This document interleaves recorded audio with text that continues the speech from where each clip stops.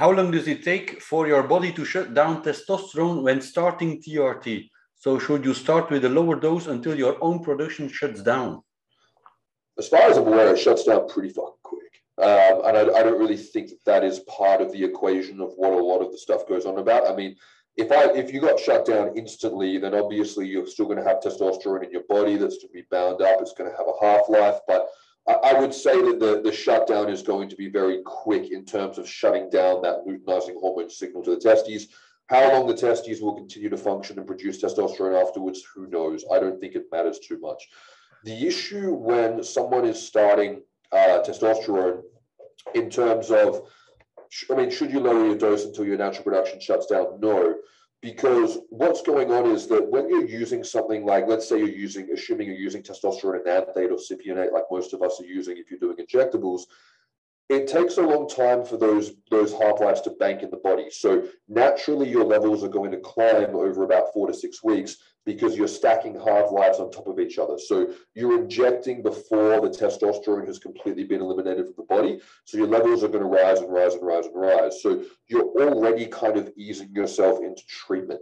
The issue that some people have when they start testosterone, some people think it's great, it's a honeymoon. Other people get exacerbated, anxious, and overstimulated. I think is due to increased dopaminergic transmission, because when you have high levels of androgens, you have high levels of dopamine transmission. So your body needs to adjust to that. Your body and your brain, before you do your first testosterone injection, don't know that that big dose of testosterone is coming.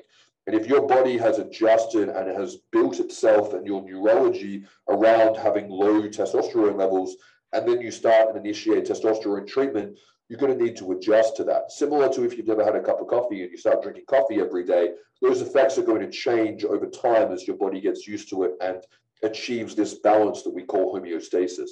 So I think when you're starting testosterone replacement, you should just be starting on what would be considered a modest dose.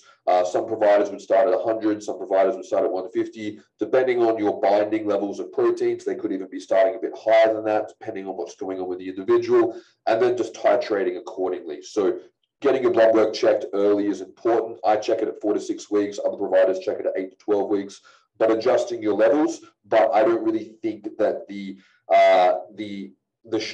potential delayed shutdown of endogenous production, if it is a factor, would be worth considering for your starting levels of testosterone.